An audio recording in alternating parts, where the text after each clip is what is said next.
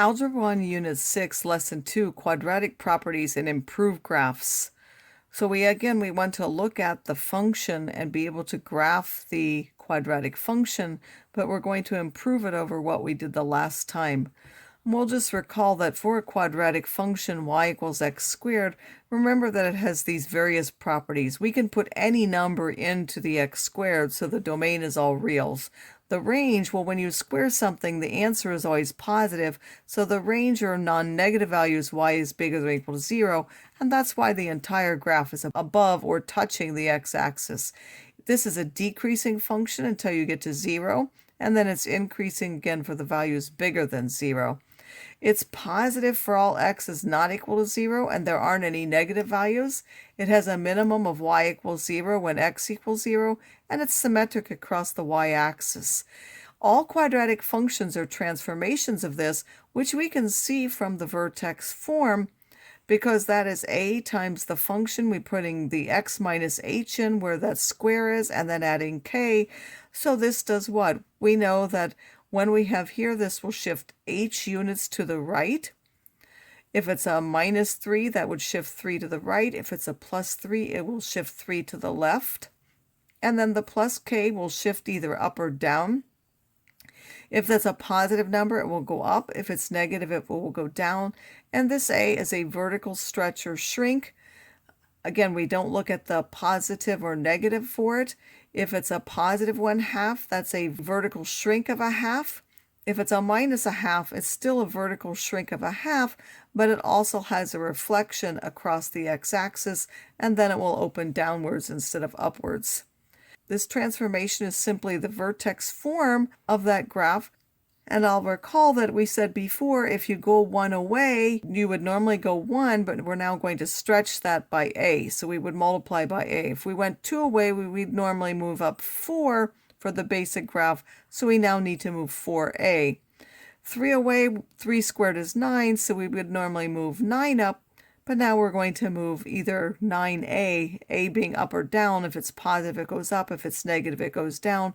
4 away would be 4 squared or 16a. 5 away would be 25a. 6 away would be 36a. All transformations have the same properties. The domain is all reals, and then the range is y is bigger than or equal to k, or less than or equal to k, depending on whether it's pointing up or down. It's going to be increasing on one half and decreasing on the other half, either x less than h or x bigger than h.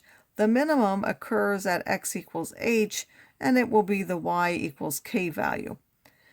The positive is going to be positive or negative depending on either side of the 0. So if it's pointing up, it will be positive to the left of the first 0 and to the right of the second 0, and negative in between. If it's pointing down, that will be the opposite. Recall that if we have standard form, y equals ax squared plus bx plus c, we find the vertex by taking the opposite of b over 2a.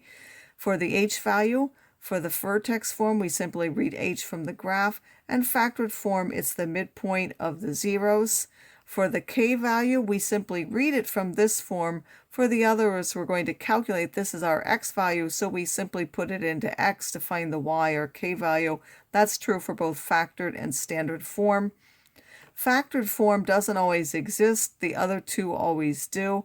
This one will only exist if b squared minus 4ac is a perfect square. Now it says graph the quadratic function f of x equals 2x squared minus 4x minus 5 as accurately as you can. Give the vertex, y-intercept, zeros, axis of symmetry, domain and range, where the function is increasing and decreasing, and where the function is positive or negative. Give the average rate of change from x equals minus 1 to x equals 2, and use a graphing calculator to approximate zeros if needed, meaning if we can't read them off the graph, then we'll use our graphing calculator to find them. So this is in standard form. That's the first thing to note. So when we have standard form, h is equal to minus b over 2a. So we take the opposite of the minus 4, which is plus 4, take 2 times the a value, which gives us 4. 4 divided by 4 is 1. Then to find the k value, we take that 1 and put it wherever x is to calculate what the k is. We can then immediately graph 1 minus 7. We know that's a point in the graph. We know a is 2, so we're going to move over 1 and up 2. in each direction, left and right. If we move up 2, we would normally move up 4. Now we need to stretch that by 2. 4 times 2 is 8, so we move over 8 on either side.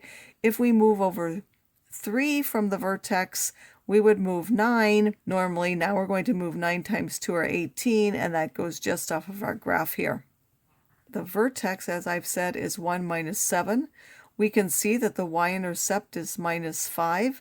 The domain are all the reals, as for any quadratic function. And now this function is pointing upwards, so the range are all the y's that are bigger than or equal to that value, the smallest one being minus 7. The axis of symmetry goes through the vertex. It's the vertical line, x equals 1. And now when we want to find those zeros, we have to use our graphing calculator to do that. We want to put that function into our y equals, so you need to clear out what you have first. You're going to put in your function 2x squared minus 4x minus 5. We'll use the standard window because we can see that it fits there, so we use minus 10 to 10 going up by 1 and minus 10 to 10 going up by 1, since we already know that it fits on that. When we graph that, that gives us here, we want to find the zeros, so we want where it crosses the axis here. On the Texas Instruments, you go to Second Calc. We want to find the zeros, so that's option 2.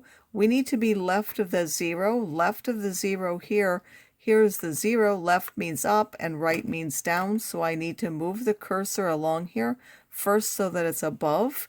Now we went right of the 0 because it says right bound, so we need to make sure it's down now. Where it's right of that 0, we hit enter. It asks us to guess, and we hit enter again. We get minus 0.87. That's the first value approximately. We need to repeat that for the second 0. We go second calc again. Option 2 is a 0. Now left of the 0 is what though? Here's the 0. Left of that is below. Right of that is above for this particular one.